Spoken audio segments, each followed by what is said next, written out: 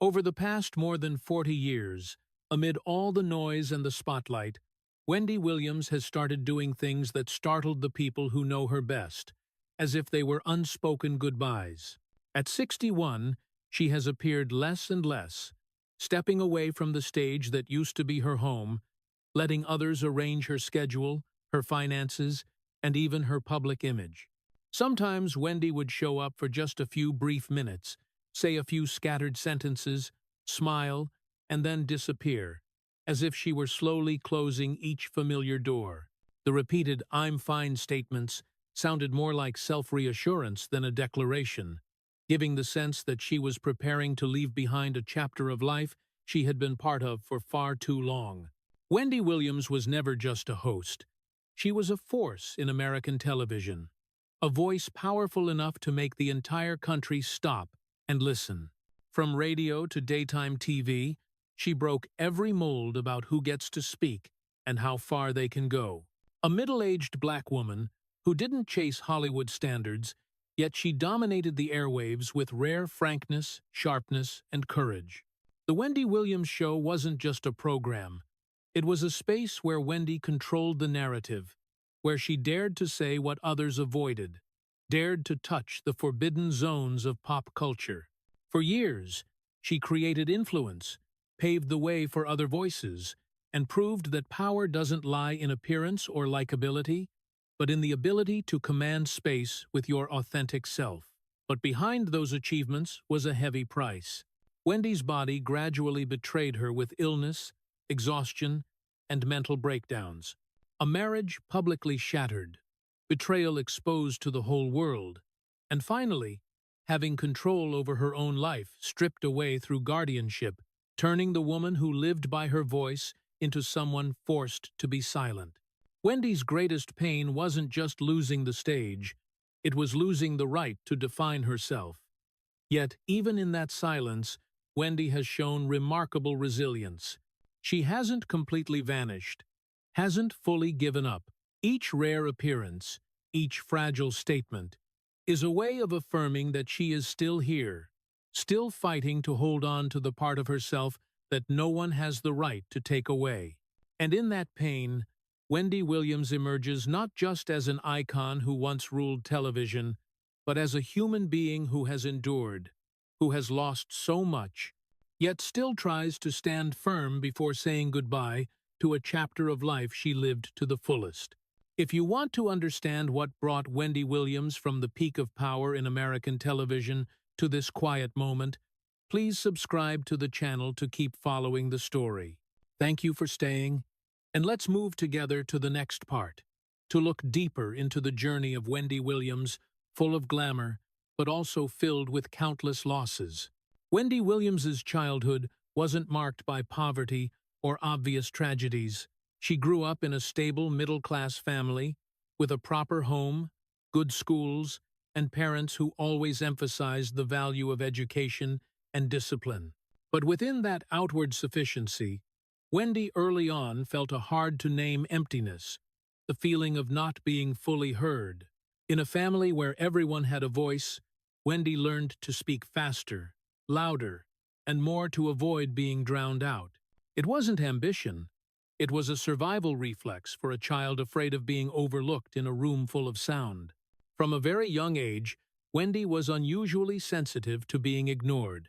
A passing glance, a half-hearted response, a time when her name wasn't called, all of it left a mark. She learned that silence isn't always peace. Sometimes it's a signal that you no longer matter. That fear didn't show itself in tears or weakness, but in the growing sharpness of how Wendy communicated. She began observing, remembering, reacting quickly, and never letting anyone speak for her. While other children sought acceptance, Wendy sought control, because control meant not being pushed aside. A strong sense of self formed very early, but it wasn't the ego of arrogance. It was armor. Wendy didn't want to be the person waiting for her turn to speak, didn't want to be on the sidelines of her own story. She learned to answer before being asked, to speak up before being forgotten, and gradually, bluntness became instinct. That directness didn't just help Wendy survive, it made her stand out. But even then, the seeds of tragedy were planted. When you're used to controlling the space around you to feel safe, it becomes very hard to accept any moment when you're no longer in charge. In her teenage years, Wendy wasn't seen as an easygoing girl. She asked more questions than necessary, challenged teachers, and didn't hide her feelings when she felt unfairly treated. Some called it attitude, others called it stubbornness. But deeper down, it was the fear of being ignored. Wendy would rather be seen as difficult than invisible. She began to believe that if she didn't seize the initiative, the world would decide for her. That belief followed Wendy into adulthood, weaving into every choice, every relationship, and the way she viewed her own worth. When Wendy later entered the media world, that fear of being forgotten didn't disappear, it just changed shape. It became the drive to never allow herself to fade. Every statement had to leave a mark. Every appearance had to make people remember. She refused to play a supporting role in any story, even someone else's. But in exchange, Wendy gradually equated her self-worth with her ability to control the narrative, control the image, control how the world saw her. This very defense mechanism helped Wendy stand firm in a brutal industry where women, especially black women, are often pushed to the margins. But it also made her unable to let go, unable to trust, and unable to accept that she could weaken without being abandoned.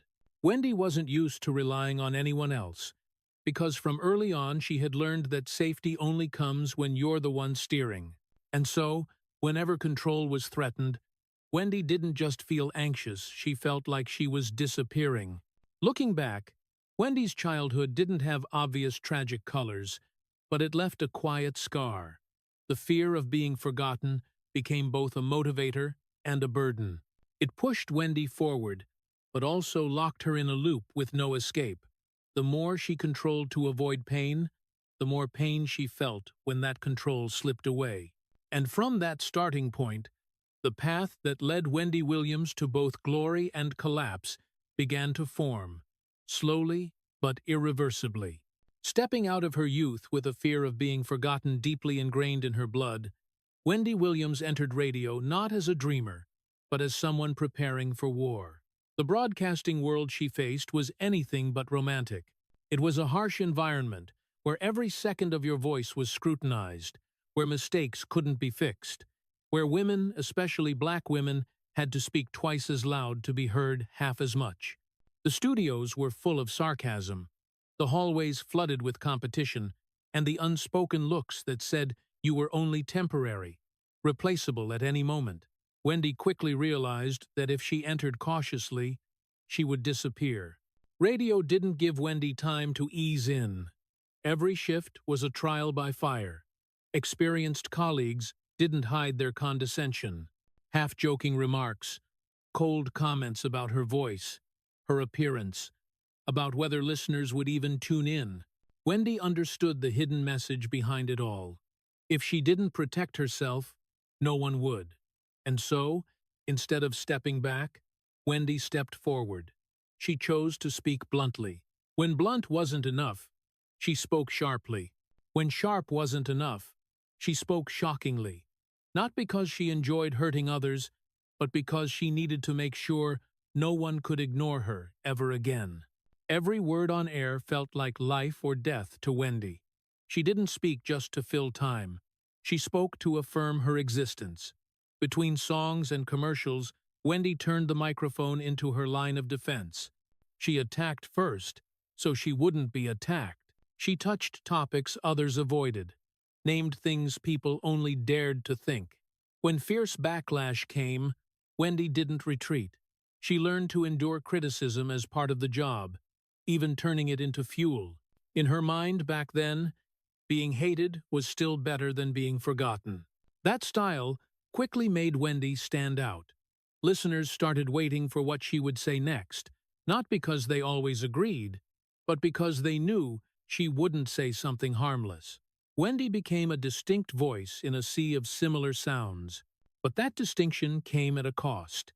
Every day on air was a day Wendy put herself on the front line of controversy, complaints sent to the station, warnings from management.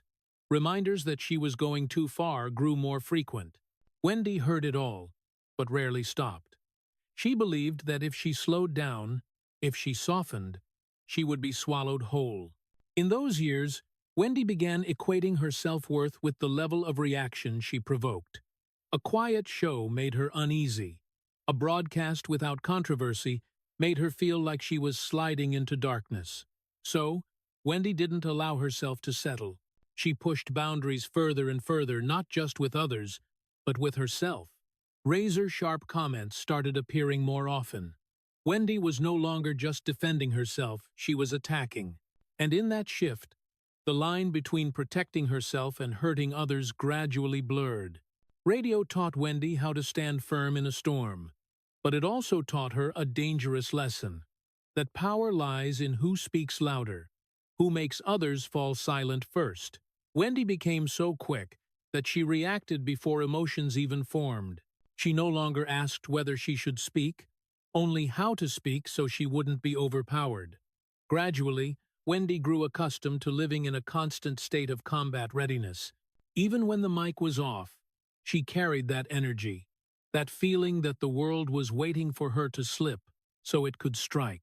There were moments when, alone in the studio after the broadcast, Wendy would feel the exhaustion creeping in. Her voice grew hoarse, her mind tensed up, her heart beat faster than necessary, but she pushed it aside. In Wendy's thinking back then, resting meant falling behind. Weakness meant failure, and failure, for her, wasn't just losing a job. It was returning to that haunting feeling of being forgotten from childhood. Radio had given Wendy a weapon, and she wielded it with admirable skill. She won in that brutal game. She had fame, influence, a loyal audience, but the price was steep. Wendy grew accustomed to never backing down, never apologizing, never allowing herself to slow down enough to distinguish between defense and attack. She built a persona always ready to counter-strike, and gradually, that persona became the only identity she knew how to maintain. Right there, in those radio years that seemed like just a launch pad for her career, Wendy Williams unwittingly laid the foundation for her own tragedy. Once you learn to strike first, so you won't be struck, it's very hard to recognize the moment when the fight is over. And when there's no enemy in front of you, you still keep throwing punches until you realize that what you're facing might be yourself. After the radio years that forged Wendy Williams into a warrior always braced for attack, fame started coming faster, bigger, and more ruthless. The name Wendy Williams no longer echoed just in studios. It appeared in newspapers, in debates, on listeners' lips, and in malicious whispers. Every time Wendy opened her mouth, waves of public reaction surged. Every razor-sharp statement drew equally fierce backlash. Fame and notoriety were no longer parallel paths. They twisted around each other, feeding one another, pushing Wendy higher, but also trapping her in an invisible cage that grew narrower by the day. Wendy began to understand what it meant to be loved and hated at the same time. Some people waited for her to go on air like they waited for a dose of relief because she said what they thought but didn't dare admit. Others despised her to the point of sending threats, personal attacks, mocking her appearance, her voice, her private life. Praise and insults came in torrents, too fast to sort. Wendy learned to read them like the weather. No surprise, no stopping. She didn't allow herself to react with real emotion, because real emotion meant exposing weakness. And in the world where Wendy stood, weakness was the first thing targeted. The more famous she became, the less she was allowed to be weak. That was the cruelest paradox of bluntness. People praised her for being fearless, for daring to speak, for having nerves of steel. But at the same time, they wouldn't accept her being tired, hurt, or out of step. A day of softness could be interpreted as decline. A moment of silence could be seen as evasion. Wendy gradually realized that the unshakable image had become an obligation. She didn't just have to maintain the style, she had to live in it, 24 hours a day. The relationships around Wendy also began to change. Not everyone wanted to be close to someone who spoke so bluntly that it hurt. Some people left because they couldn't handle the pressure. Some stayed for the power Wendy brought. The line between friends, colleagues, and opportunists grew blurry. Wendy found herself increasingly alone in a crowd, surrounded but untouched. That isolation wasn't loud. It happened in crowded parties with no one to lean on, in rooms full of laughter with no space to exhale. The media loved Wendy in a dangerous way. They needed her to say storm-causing lines, create headlines, draw views, and when Wendy did exactly that, they applauded. But the moment she slowed down, they immediately suspected something. Wendy was pushed into a cycle with no escape. To survive, she had to keep being blunt. To be accepted, she wasn't allowed to be tired. The bluntness that once protected Wendy had now become a curse she had to carry. Over time, Wendy started compressing her personal emotions like a coiled spring. She didn't allow herself to be sad for too long, didn't allow herself to be weak in front of others. Every hurt had to be handled quickly, privately, and without leaving traces on air. When in pain, Wendy smiled. When tired, Wendy spoke more sharply. When afraid, Wendy spoke louder. She turned that reflex into habit, to the point where she no longer recognized what was real feeling and what was survival performance. There were nights, after the show ended, when Wendy stayed alone in the room, the noise died down, the adrenaline faded, and emptiness flooded in. The day's statements echoed in her head, not as victories, but as weary aftershocks. But she didn't stop to face it. Wendy feared that if she stopped, all the compressed emotions would explode, and if that happened, she didn't know what would be left of her.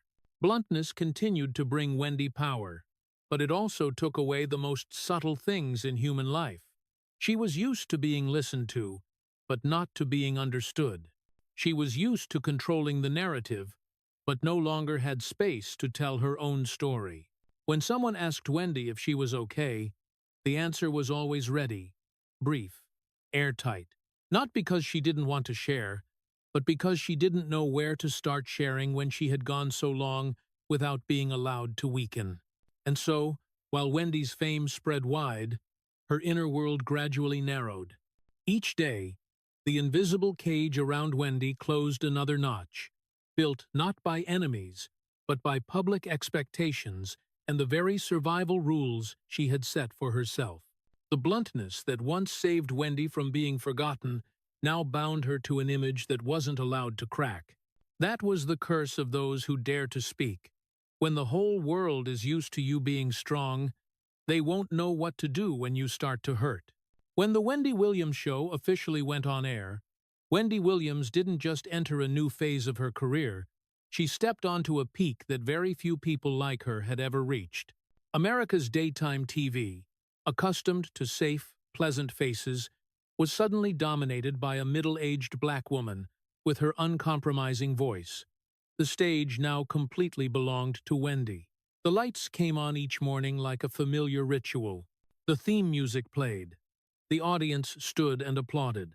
Wendy walked out, shoulders straight, eyes sharp, mouth smiling, half challenge, half control. Just one greeting, and the entire room fell silent in anticipation. The whole country waited. For many years, Wendy ruled daytime TV in her own unique way. She didn't need to chase a gentle or friendly image. Wendy didn't try to please everyone. She created a space where everything could be named, where the things celebrities feared most became central content. The Wendy Williams Show wasn't just an entertainment program. It was where Wendy controlled the daily pulse of pop culture. Rumors, scandals, hard truths all passed through her voice before reaching the public. And success came in waves. Ratings soared. The show was renewed. Wendy became an indispensable face of daytime television. People didn't just watch for the content, but for Wendy. The way she tilted her head, the way she emphasized each word, the way she paused at just the right moment before dropping a line that left the whole studio breathless. Wendy became a brand, an icon, a power. For many, she was proof that black women didn't have to be soft to be heard. But right when the lights were always on, when the applause never stopped, Wendy began to pay the price. Backstage, there was no stage for her to collapse on, no microphone for her to speak the truth about her exhaustion. Grueling filming schedules, pressure to maintain performance, responsibility to the crew, the network, the audience, all piled onto a body already worn down from the radio years. Wendy didn't allow herself to weaken, not a real day off, not a moment to breathe without fearing replacement. Each morning, stepping onto the stage, Wendy carried a tired body, but a mind forced to be sharp. She smiled when the lights came on, spoke when the cameras rolled, controlled every moment on air. But when the show ended, when the audience left, Wendy often lingered longer in the dressing room, alone. The thick makeup was removed slowly, as if she wasn't ready to return to the person behind that powerful image. There was no applause there, only silence and an unshareable exhaustion. The success of the Wendy Williams show was built with blood, nerves, and quiet sacrifice. Wendy rarely talked about the pains, the sleepless nights, the mornings waking up with a body no longer cooperating. She saw it as the price to pay for keeping the position she had earned. In an unforgiving industry, Wendy believed that if she slowed down even one beat, someone else would step in immediately. And so, she didn't stop. Wendy's loneliness at the peak didn't come from lacking people around her, but from no one being able to reach the real her. On stage, Wendy controlled every story. Off it, she gradually lost the ability to share her own. Every relationship was filtered through power and benefit. Who stayed for Wendy the person? Who stayed for Wendy the icon? That question grew harder to answer. The more successful, the more Wendy was locked into the image she had created. The audience didn't want to see her tired. The network didn't want to see her weak. The media didn't want to hear her complain. Wendy became a machine, running on the expectations of millions. And that machine wasn't allowed to stop for maintenance. There were rare moments when Wendy sat alone in a dark room, the theme music still ringing in her ears, when she wondered if she still remembered what it felt like to collapse without fearing someone would see. But that question was quickly pushed back. The next morning, the lights came on again. The audience applauded again. Wendy walked out again, as if nothing was cracking inside. The Wendy Williams show took Wendy to the height of television power, but it also stripped away her last refuge. She had an enormous stage, but no small corner to be weak. And in that quiet loneliness, Wendy kept going, carrying the weight of a success whose true cost few could see. After many years at the top of daytime TV, where the lights were always on and allowed no slowing down, Wendy Williams's body began to speak in ways she could no longer control. The first signs came very subtly, almost easy to overlook if you weren't living in that body. Wendy's hands trembled slightly when holding cue cards. Her heart rate sometimes spiked for no reason. The fatigue didn't vanish after a long night's sleep, but followed her from early morning until the stage lights went off.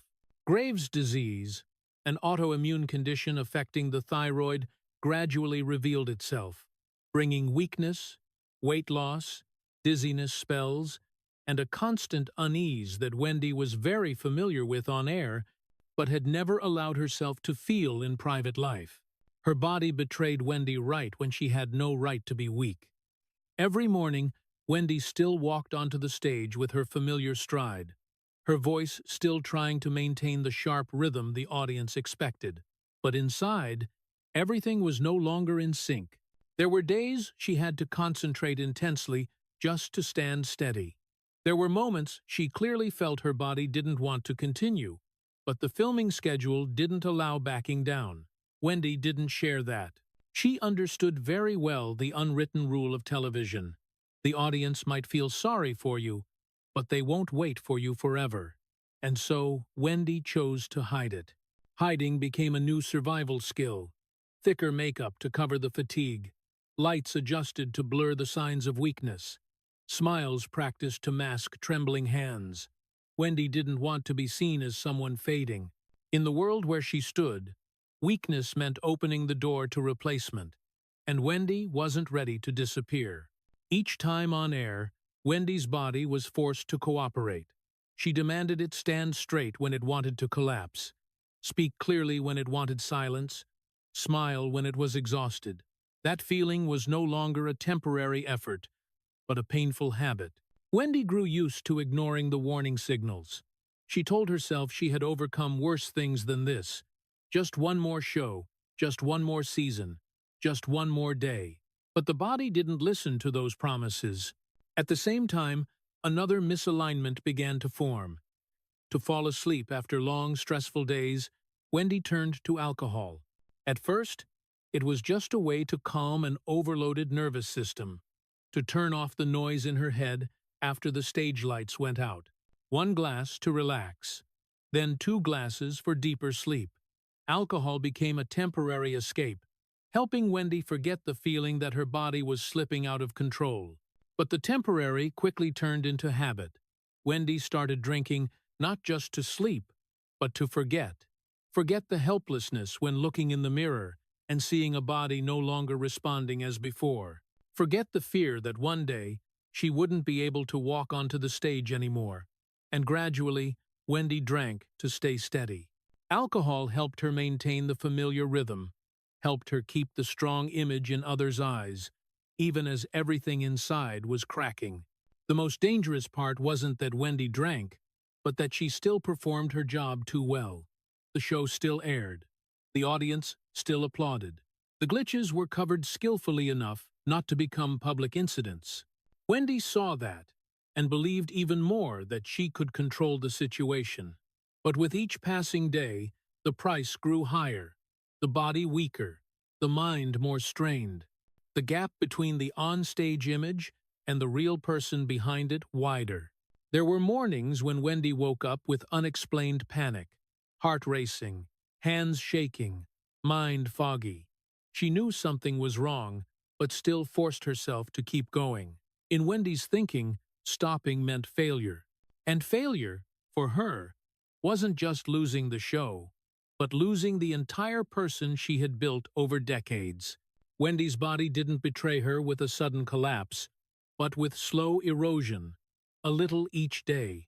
Each time on air was borrowing energy from the future. Wendy knew that, but didn't allow herself to face it directly. She kept walking onto the stage, kept speaking, kept smiling, kept playing the role of the unshakable woman.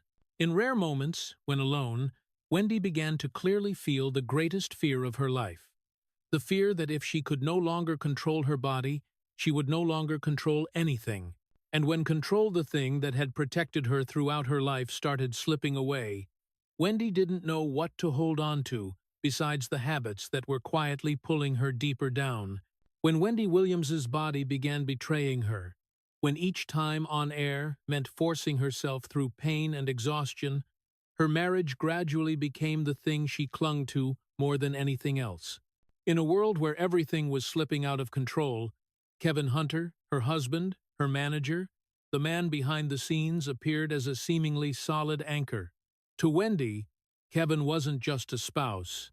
He was the one arranging schedules, controlling finances, coordinating the team, protecting the image, and keeping the machine called The Wendy Williams Show running. Wendy believed that was protection. She believed she was being shielded so she could continue standing strong in public. But that protection came with a silent price. When the boundary between personal life and work blurred, Wendy gradually no longer knew where her own space was. Important decisions were no longer discussed, but arranged. Personal choices were wrapped in reasons like for the job, for the show, for the image. Wendy, who once controlled an entire vast stage, didn't realize that control over her private life was gradually being handed over to someone else. In the early years, Wendy didn't see it as a problem. When you're used to living in constant tension, Outward stability has great appeal. Kevin gave Wendy the feeling that someone was keeping everything from falling apart. And Wendy, already too exhausted to control everything alone, accepted it as necessary. She told herself that not every battle needed to be fought solo, but gradually, Wendy realized she was no longer consulted in her own life. That marriage began to resemble a velvet-lined cage. From the outside, everything looked stable, even enviable. A successful woman, a devoted husband, supporting from behind. But from inside, Wendy felt increasingly isolated. Old friends gradually drifted away. Dissenting voices disappeared. All information Wendy received passed through a filter. And Wendy, in a state of physical and mental weakness, no longer had the strength to remove that veil herself. Wendy's private power was traded for what was called stability. She no longer had freedom to make the smallest decisions without going through someone else. When Wendy was tired, instead of rest, she was reminded that the show needed her. When Wendy doubted, she was reassured that everything was under control. And Wendy, fearing the loss of the position she had built her whole life, chose to believe that reassurance. In that relationship, Wendy gradually became part of a system she had created, but no longer controlled. Kevin Hunter didn't need overt violence or commands. The control was far more subtle through schedules, through finances, through deciding who got access to Wendy and who didn't. And because everything was cloaked in for Wendy's benefit, she didn't realize she was being gradually cut off from independent support. There were rare moments when Wendy felt unease she couldn't name, a feeling that she was living in her own life, but not the one steering. She began doubting her intuition, wondering if exhaustion was making her imagine problems. And in that very doubt, Wendy became even more dependent on those saying they knew what was best for her. As Wendy's health continued declining, that cage closed tighter. Every decision was made quickly, neatly, without Wendy's involvement. She was asked to focus on the one thing she could still do: walk onto the stage and complete the show. Personal life, emotions, individual needs, all pushed to the margins. Wendy became the center of an empire, but the loneliest person in it. The most painful part wasn't overt betrayal or clear conflict, but the feeling of being imprisoned in a relationship she once believed was a refuge. Wendy didn't realize she was being isolated until that isolation had become normal. When you're used to everything being decided for you, you gradually forget what it feels like to choose. Wendy Williams's marriage, in that period, didn't collapse noisily. It distorted slowly, quietly, under a shell of stability that anyone looking thought was safe. And right in that cage built from habit, power, and fear, Wendy began losing the most important thing in her life: the right to be a free human being, even while at the peak of the world. The cage that Wendy Williams had lived in for many years finally could no longer hold its shape. The outward stability she clung to began cracking, then shattered in the cruelest way possible, in front of the whole world. What had been carefully shielded backstage was suddenly exposed: infidelity, a long secret relationship, and a child born in silence. No longer whispers, no longer vague rumors. The truth spilled onto newspapers, social media, television, and immediately became daily consumption content. For Wendy, this blow wasn't just betrayal in marriage. It was the complete collapse of the last trust she had clung to. The person she believed was protecting her, the one she had entrusted with her private life, finances, and career backstage, turned out to be the center of a secret that had existed right under her eyes. The feeling of deception mixed with the feeling of manipulation. And the most painful part was realizing that everything had been going on for so long, long enough to turn the betrayal into a parallel structure to her own life. But Wendy didn't have the privilege of grieving in private.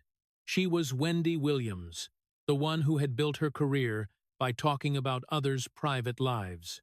And precisely because of that, when the truth exploded, the world's reaction didn't take the form of sympathy, but of unrelenting judgment. Wendy, who had once sat in the seat of power, who had asked questions, analyzed, dissected the broken relationships of other celebrities, now became the focal point of that same cold gaze. There was no place to hide, no safe corner.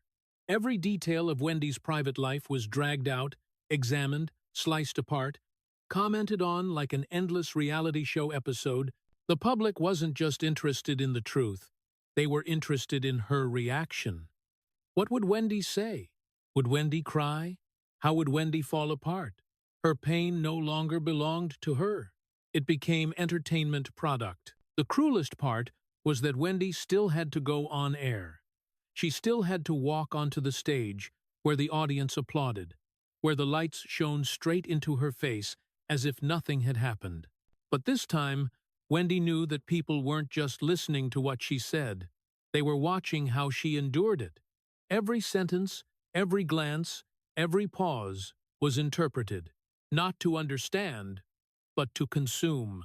Wendy stood in her familiar position, but the roles had reversed. She was no longer the one leading the story. She was the story. And, with no right to edit the script, she couldn't ask for time, couldn't ask for private space, couldn't ask for the minimal respect due to a human being falling apart. In the world Wendy had once dominated, weakness wasn't seen as human, it was seen as content. Wendy's pain had no chance to be processed kindly. No quiet space for her to understand what was happening to her. No time for her to ask why, or to be angry, or to grieve in her own way. Every emotion had to unfold within the framework of the filming schedule, newspaper headlines, short clipped segments, replayed endlessly. When Wendy was silent, people said she was avoiding. When Wendy spoke, every word was analyzed, twisted, and used to fuel the ongoing public frenzy. That betrayal didn't just take away a marriage from Wendy. It took away her last sense of safety. She began doubting everything: memories, choices, and even herself. The years she thought she was being protected turned out to be the years she was most deeply isolated. And when the truth came out, Wendy no longer had the strength to rebuild boundaries. In that crisis, Wendy was forced to face a bitter paradox. She had created a world where others' pain became public discussion fodder, and now she herself was being swallowed by that world. Not because she deserved punishment, but because that system didn't distinguish between its creator and its next victim. There were moments when Wendy sat alone backstage, hearing the audience's echoes still lingering, and felt a profound emptiness. Not because she lost a husband, but because she lost the right to hurt like a normal human being. Everything was too fast, too noisy, too exposed. Wendy couldn't breathe, couldn't think, couldn't heal. When the betrayal was exposed, Wendy Williams didn't just lose a relationship. She lost the last layer of protection between herself and the world. And in that moment, her pain was no longer private. It became part of the entertainment machine she had once controlled. The truth shattered, leaving no peace for Wendy to keep to herself.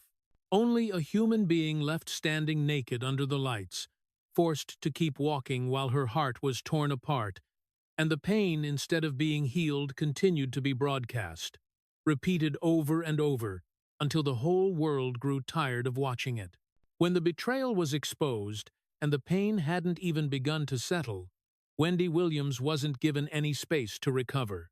There was no pause chapter between events, no time to breathe, to cry, to rearrange herself. Everything came in waves, one after another, like an unforeseen chain of collapse. Divorce was no longer a personal choice. It became an inevitable thing pushed out into the public. The marriage that had been a cage now broke apart. But Wendy didn't step out into freedom. She stepped out into the rubble, naked, disoriented, stared at by the whole world. Ending things with Kevin Hunter wasn't just terminating a relationship. It triggered the collapse of the entire backstage structure Wendy had relied on for years. The husband, who was also the manager, left, taking with him control, financial decisions, and secrets Wendy had never fully known. Almost simultaneously, trusted team members gradually left her life. Not because they wanted to abandon Wendy, but because the system that had operated around her for so long began to disintegrate. Relationships that had once been close now became fragile, loose, as if no one knew where to stand when everything fell apart. Wendy suddenly had to face a harsh reality. She had to handle everything herself, right when she was at her weakest. Decisions she hadn't needed to handle directly before now all piled onto her shoulders. Legal papers, finances, media, image, all at once demanding clarity and stability that Wendy could no longer maintain. Her body was still fighting illness. Her mind hadn't escaped the shock of betrayal. But the machine around her didn't slow down to wait for her to catch up. There was no break between the blows. Just as Wendy realized she was divorced, she had to face losing the team that had understood her rhythm better than anyone else. The people who knew when Wendy needed rest, when she could push a little more, gradually disappeared. In their place came new faces, rushed decisions, stopgap choices. Wendy was no longer surrounded by familiarity. Each day passed like a new battle, where she had to relearn how to exist in her own life. Wendy's health continued to decline in that context. Prolonged stress worsened the symptoms she had tried to hide. There were mornings she couldn't get out of bed without feeling dizzy. There were days her memory grew foggy, timelines blurred, thoughts fragmented. But the filming schedule didn't allow delays. The lights still came on. The show still needed its host. Wendy forced herself to walk out again, as if everything was still under control. The loneliness now wasn't the quiet kind from her peak years. It became a loud loneliness, exposed, scrutinized. Wendy didn't just lose a husband, a manager, a team. She lost the minimal safety to collapse in private. Every sign of her weakening became a topic of discussion. Every absence raised questions. Every appearance was examined to see if she was okay. But no one was really waiting for the answer.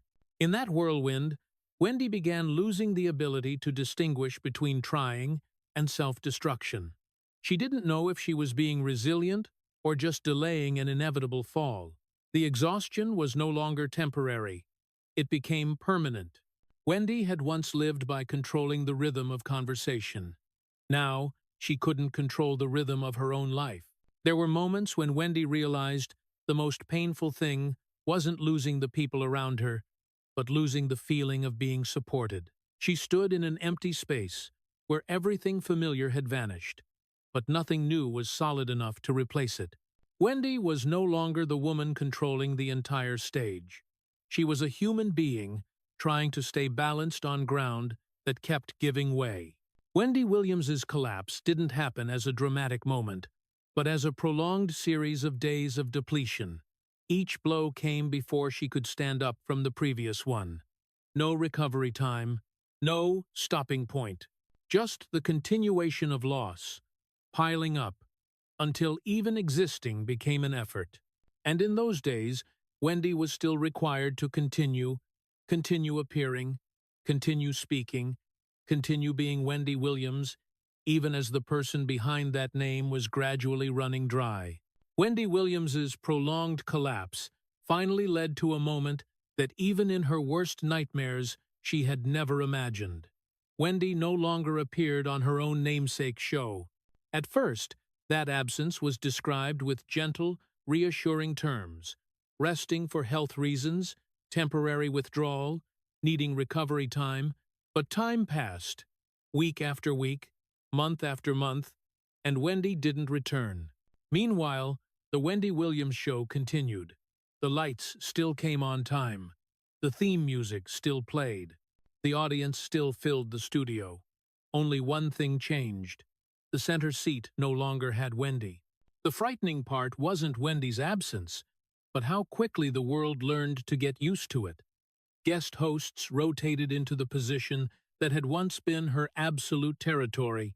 New faces appeared, laughing, talking, leading content, reading entertainment news in different tones, but in the same space, the same structure that Wendy had built from nothing. Wendy's name was still kept on the logo, like a symbolic shell. But the person Wendy was completely detached from the center of power. The show didn't collapse. Ratings didn't vanish immediately. The machine kept running, cold and smooth. For Wendy, this was the deepest blow to her identity. Throughout her career, she hadn't just done television. She had become television. The voice, the rhythm, the personality, the way of asking questions, the way of pausing at the right moment, all made up the soul of the show. Wendy wasn't someone easily replaceable, at least in her own mind. But harsh reality proved otherwise. The system didn't need a soul. It just needed operation.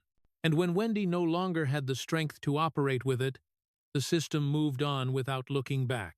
That moment forced Wendy to face a painful truth she had never prepared herself to accept. If there was no longer the Wendy Williams show, who was Wendy Williams? For decades, the two concepts had been one. The job wasn't just a career. It was her ego, her way of existing in this world. When the show continued without needing her, Wendy didn't just lose a spot on television. She lost her central role in her own life story. This loss wasn't loud. There was no grand farewell, no final speech, no moment when Wendy stood under the lights and said goodbye in the way she had once done for others. Everything happened quietly, through press releases, through adjusted broadcast schedules, through administrative decisions that Wendy no longer had the capacity to participate in. She wasn't asked if she was ready to let go. The system didn't need that answer. Meanwhile, Wendy was still alive, still breathing, but pushed into a terrifying limbo. She was no longer the host, but also not allowed to become an ordinary person. Every rare image of Wendy appearing in real life was scrutinized. Her eyes, her walk, her words. With no stage left to define herself, Wendy was stuck between memories of old power and a present where she no longer had decision-making rights. The cruelest part was that Wendy was sidelined from her own legacy. She watched the show she had built with her entire life continue to exist, but with no place for her in it. The stories, the structures, the broadcasting habits, all bore Wendy's traces, but her name was now just a brand, not a person.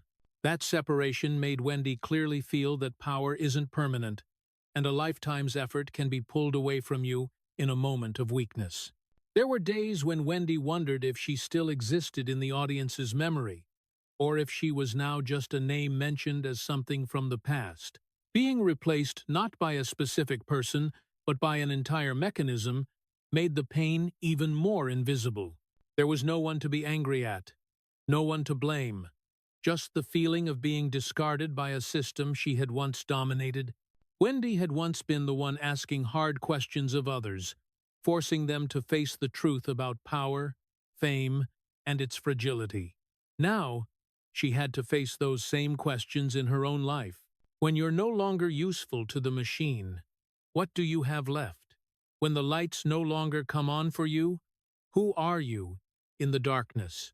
The show continuing without Wendy wasn't just a business decision. It was the moment Wendy Williams was stripped of the role of defining herself, not because she no longer had value, but because the media world has no concept of loyalty to people, only loyalty to pace and profit. Wendy, who had once mastered that rhythm, was now left behind, having to learn how to exist in a world where the empire bearing her name no longer needed the person who created it. While Wendy Williams was still struggling in the identity void after disappearing from her own namesake show, the final and most cruel blow came down not in the form of rumors or media pressure, but with the stamp of the court, guardianship, a word that sounds neutral, even protective. But for Wendy, it was complete deprivation. The court intervened in her life with reasons of safety, stability, asset preservation, and in that moment, Wendy lost control over finances, schedule, personal image, the things that had once been core to her existing as an independent human being. For someone who had lived her whole life by her voice, by the ability to control the narrative, Guardianship was no different from a mental sentence. Wendy was no longer allowed to decide how she spent money, when she appeared, who she talked to, or even how to tell her own story in her own way. Choices that were once very small, very personal, now all had to go through others. Wendy's life was fragmented into administrative categories, arranged, approved, and managed like a file. She was still alive, but no longer the owner of that life. The court's intervention was presented as a necessary measure. To the outside world, it was the story of a fallen star needing protection from herself. But for Wendy, the feeling wasn't being saved, it was being imprisoned. She wasn't fully involved in decisions about herself. Her voice was doubted, questioned, seen as no longer reliable. And the most painful part was that Wendy understood it clearly. She knew that in the system's eyes, she was no longer considered lucid enough to decide for herself. From that point, Wendy entered a phase of forced silence, not because she didn't want to speak, but because she wasn't allowed to speak in her own way. The rare information about Wendy came through representatives, through lawyers, through statements in an emotionless tone. The person who had once dominated media with strong personality now only existed through censored words. Wendy became the object spoken about, no longer the one speaking. Wendy resisted, but that resistance happened in vain. She spoke up when she could, trying to affirm that she was still aware, still understood what was happening. But every word from her was used to prove the opposite. When Wendy was angry, it was called a sign of instability. When Wendy was silent, it was said she had accepted it. She fell into a cruel paradox. Speaking made her seem not lucid. Silence made her seem consenting. Life under guardianship stripped Wendy of things that seemed basic. She couldn't freely decide to appear in public, couldn't choose how to tell her life story, couldn't control the image tied to her name for decades. Wendy, who had once held the power to shape public opinion, now had no power to shape herself. Everything was arranged for Wendy's benefit, but Wendy was no longer the one defining what that benefit was. The pain in this phase wasn't loud like previous scandals. It was smoldering, prolonged, and gradually eroded her sense of existence. Wendy felt like she was living in a sealed room, where every sound was sucked away before it could echo. For someone who lived by presence, by communication, by audience reaction, this isolation was deeply destructive. Wendy didn't just lose power. She lost her last connection to the world she had once ruled.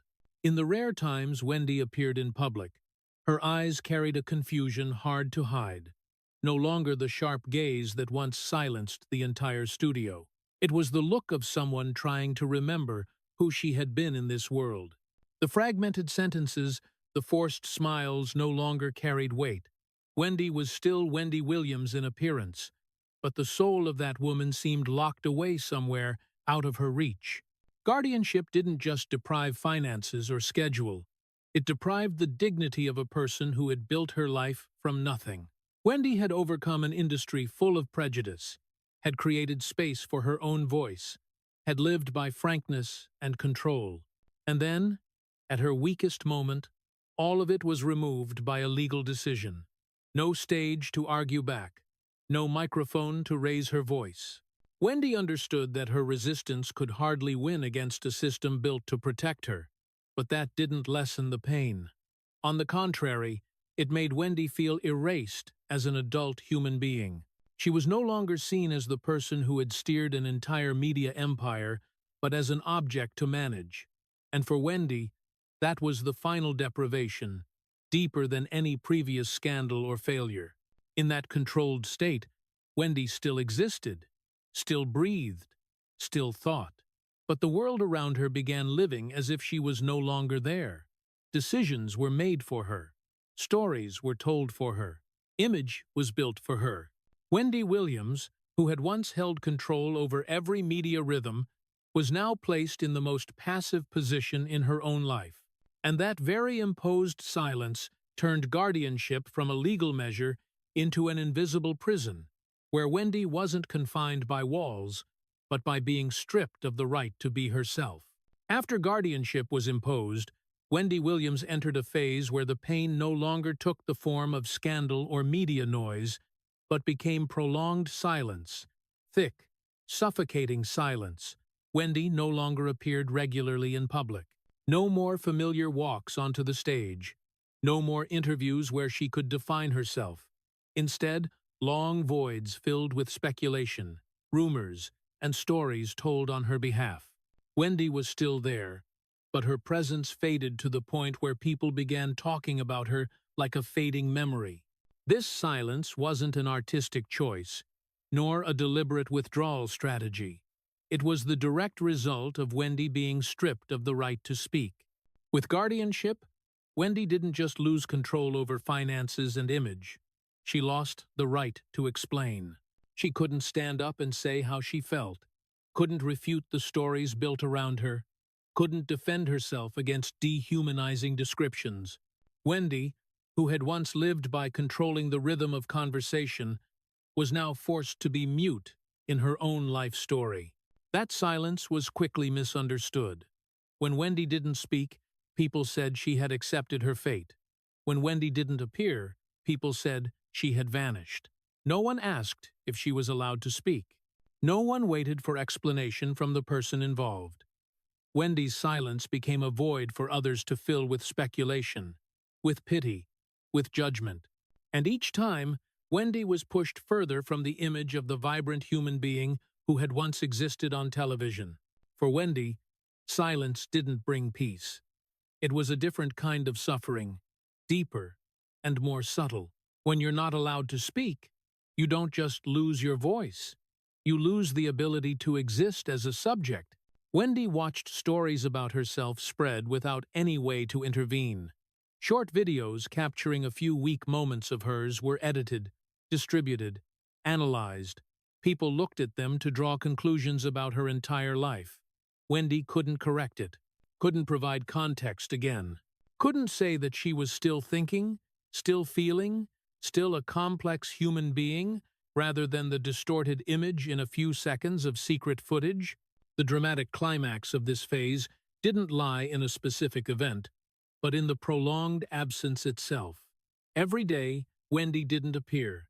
The questions grew louder. Where was she? How was she? Was she still lucid? But those questions weren't directed at Wendy. They were thrown into the media space like stones.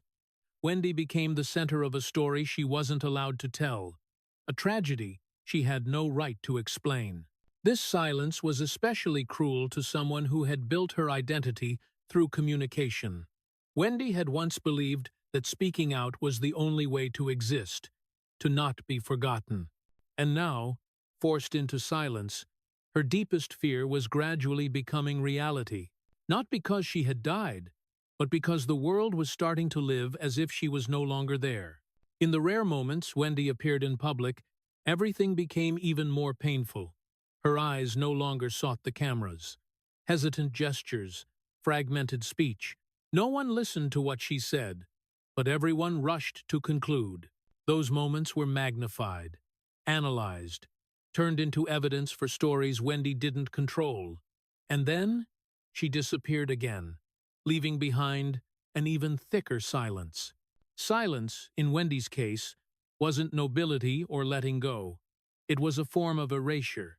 She wasn't allowed to be the storyteller, wasn't allowed to be the one refuting, wasn't allowed to be the one who was wrong and then corrected.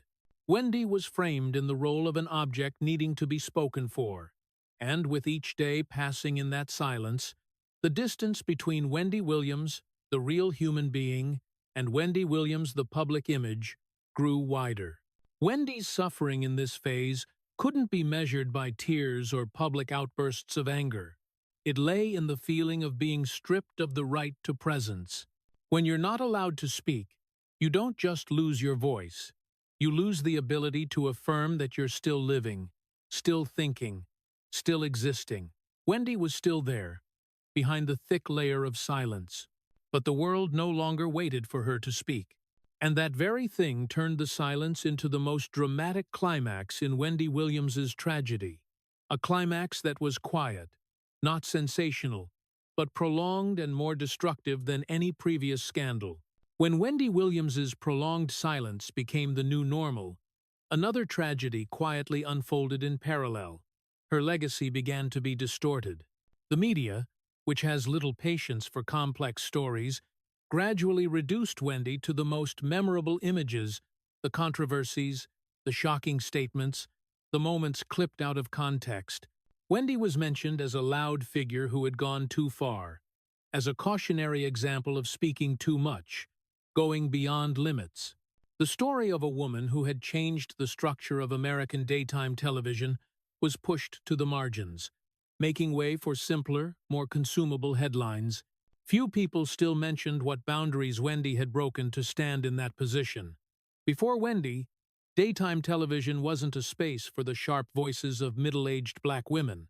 It required pleasantness, safety, and a standardized kind of femininity. Wendy entered that space and refused to play by the rules.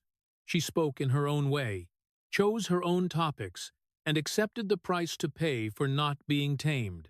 But when the legacy was revisited through the lens of controversy, the boundaries she broke gradually became taken for granted, as if they had always been there.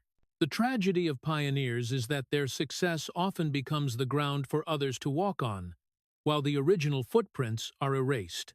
Later generations benefited from a more open media space, where black women could speak bluntly, truthfully, loudly. But the name Wendy Williams was no longer mentioned as the one who paved the way for that. Instead, she was remembered as a controversial icon, an image frozen in the loudest moments of her life. This distortion wasn't a deliberate malicious act. It was the result of how collective memory works. When a person is no longer present to tell their own story, that story gets told for them, and often in the most convenient way for the teller. Wendy, in her state of forced silence, no longer had the ability to edit how the world remembered her. The complex, contradictory, multi-layered parts were omitted. Only the snippets dramatic enough for debate remained. The most painful part was that Wendy's legacy was detached from its historical context. People forgot that for Wendy to speak bluntly on national television, she had endured isolation, threats, and pressures that few before her had borne. People forgot that each shocking statement was paid for with personal safety, with doors slamming shut behind her. Wendy didn't just cause controversy. She existed in a system not designed to contain her. When legacy is distorted, Wendy didn't just lose reputation. She lost the right to be understood correctly. The structural contributions expanding space for different voices, challenging norms about who gets to speak and how dissolved into the noise of scandal. And because Wendy no longer had the capacity to appear and retell that story, the silence continued to favor simplified narratives. The tragedy of pioneers is this: they are judged by present standards without being placed back in the context of the past. What Wendy did, if it appeared at a different time, might have been celebrated as courage. But as time passed, collective memory chose the less headache-inducing way to remember. Wendy became a controversial name instead of a trailblazer. In that distortion, there was a quiet injustice. Wendy wasn't allowed to age with understanding. She wasn't allowed to weaken while still keeping her legacy intact. When she was no longer at the center to define herself, the world quickly rewrote the story in the least complicated way. And that very thing made Wendy's tragedy not just a personal one, but the tragedy of how society treats women who dared to go ahead of their time. Wendy Williams's legacy, in this moment, doesn't lie in the controversies repeated over and over. It lies in the doors that were opened, in the voices that dared to exist after her. But when the door opener is forgotten, that legacy becomes fragile. And Wendy, who once controlled the entire media space, now had to face the most painful possibility: being remembered in a way that doesn't fully reflect the human being and the journey she lived, endured, and paid for. After all the events, the prolonged silences, and the distorted legacy, Wendy Williams is still there. She still breathes, still exists, still has rare moments appearing in public. And in those moments, Wendy often says a very familiar, very brief sentence, "I'm fine." A statement that sounds like reassurance, but rings hollow in a space where no one is really waiting for an explanation from her anymore. Wendy says she's fine, not because everything is fine, but because that's the only way she can still speak in a world that has stopped listening. The world no longer has patience for Wendy, not because they hate her, but because they've grown used to talking about her without needing her to appear. The stories have already been shaped, the conclusions drawn long ago. When Wendy speaks up, her words no longer create attention or debate like before. They scroll past in the feed, left behind among countless other information.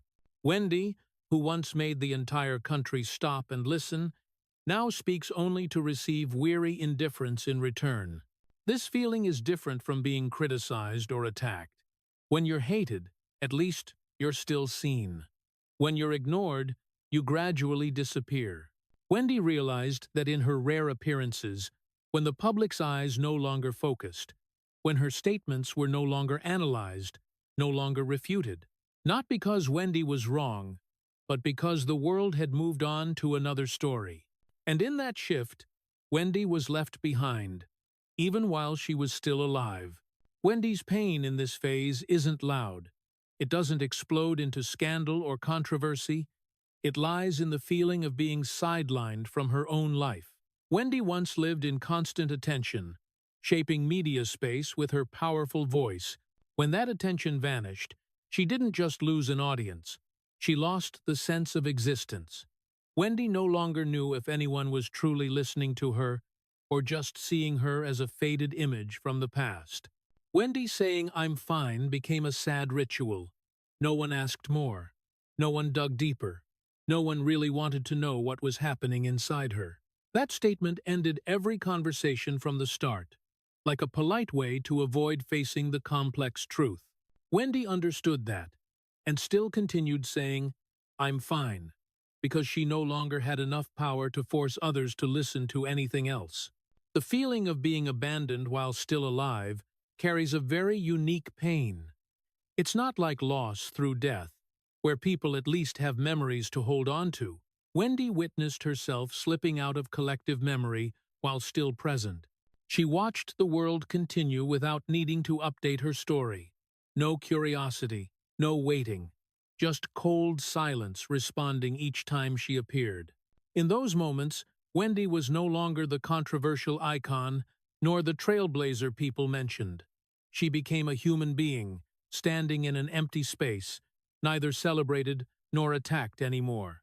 And that in-between state made the loneliness even deeper. Wendy had no role to cling to, no stage, no story, just raw existence that no one truly cared about. Wendy Williams is still there, but no one listens. Not because she has nothing left to say, but because the world has decided they've heard enough. And in that moment, Wendy's tragedy reaches another layer. Not a loud collapse, but a slow fading in others' perception. A human being who once lived by her voice now has to learn how to exist in a world where her voice no longer echoes back. Wendy Williams didn't say goodbye with death. There was no final statement, no staged tragic moment, no farewell words concluding a life. What is happening is quieter, more painful, and much harder to name. This isn't the end of life, but a farewell to power, to the stage, to the voice that made Wendy who she was. A withdrawal without fanfare, where Wendy is still there, but the things that once defined her gradually leave. Throughout her career, Wendy lived by the power of her voice. Not power given to her, but power she seized. She spoke when others avoided. She asked questions when others stayed silent. She forced the entire country to hear uncomfortable, hard-to-swallow truths that needed to be said. Wendy didn't ask permission to exist. She claimed space with her very presence. And now, when that power is gone, the loss isn't that Wendy is no longer famous, but that she can no longer be herself in the most familiar way. The stage was once where Wendy controlled the rhythm of the entire conversation. There, she didn't just speak, she led. She decided what mattered, what deserved exposure. When the stage disappeared, Wendy didn't just lose a job. She lost the only place where her full self was allowed. No lights to step under, no applause to confirm existence, no moment, standing in the center knowing every eye was on her. This farewell has no ritual. Wendy wasn't handed the mic one last time to tell her own life story. No official thanks for the years she gave, endured, paid for. Everything happened as if Wendy simply drifted out of frame. And that very simplification makes the pain deeper. When someone who lived by presence is forced to vanish without explanation, it's no different from being erased piece by piece. Wendy isn't dead, but Wendy also no longer lives in the world she once ruled. She exists in a limbo space, where memories of old power linger, but the present is empty. For someone who represented frankness, strong presence, this state is utter exhaustion. Wendy no longer has the strength to reclaim her voice, nor the power to force the world to listen. And right in that exhaustion, Wendy emerges as an admirable human being, not because she was flawless, not because she was perfect, but because she lived fully with her voice, accepted the price for not staying silent. Wendy spoke for the whole country, things many only dared think. She opened difficult conversations, broke boundaries, thought unbreakable. What she did wasn't always comfortable, but it was real, and it was necessary. The final irony lies here. The person who spoke for so many ends up with no one speaking for her. When Wendy weakened, when her right to tell her own story was taken, not enough voices rose to defend the complexity of who she is. The world was so used to strong Wendy that it didn't know how to face tired Wendy. And so, they chose silence, or scrolling past, or remembering her in the most fragmented ways. This goodbye isn't for death, because Wendy is still alive. It's for the version of Wendy who once dominated public space, who shook daytime television, who forced society to face itself. That version has closed, not because Wendy wanted it, but because her body, circumstances, and the system forced her to stop. At the end of this journey, Wendy Williams isn't standing on stage, holding a mic, saying final words. She's just left as a human being exhausted after too many years forcing herself to survive. But in that exhaustion, there is still dignity. The dignity of someone who dared to speak, dared to endure, dared to live true to her voice until she was no longer allowed to. And that is the quietest, but most authentic, goodbye Wendy Williams leaves for the world. The story of Wendy Williams doesn't just sadden because a media icon fell, but because of how a human being is gradually worn down in silence while still alive. From the early parts, when Wendy began saying goodbye with strange actions, avoiding appearances, and repeating, "I'm fine," we already saw the tragedy wasn't sudden, but foreshadowed by prolonged exhaustion. The peak of the Wendy Williams show showed how Wendy once controlled the stage, public opinion, and the pulse of pop culture, but that very success took away her right to be weak. When Graves's disease, weakness, and alcohol addiction appeared, Wendy still had to go on air, proving a cruel reality of American society. The system only loves you when you're performing well. The tragedy deepens when her marriage to Kevin Hunter turned into a cage, then the betrayal exposed publicly, turning private pain into collective entertainment. Wendy, who once judged others' private lives, faced the harshest judgment. And when guardianship was imposed, it wasn't just a legal decision, but the final deprivation for someone who lived by her voice. Wendy couldn't speak, couldn't explain, couldn't defend herself, only to be gradually forgotten while the show bearing her name continued without needing her. The lesson for Americans lies in this contrast. We celebrate strong voices, but turn away when those voices weaken. Wendy's story reminds us that success shouldn't cost health, and that a humane society needs to know how to listen, especially when the person who once spoke for us no longer has the strength to speak for herself. Wendy Williams deserves to be remembered, not just for controversies, but because she paved the way, paid the price, and ultimately endured a loneliness no one should have to bear. If you want to continue joining us in authentic stories about the people behind the glamour and the prices they paid, please subscribe to the channel so you don't miss the next videos. Thank you for listening to the journey of Wendy Williams, full of losses but also deeply admirable, and see you in the next story.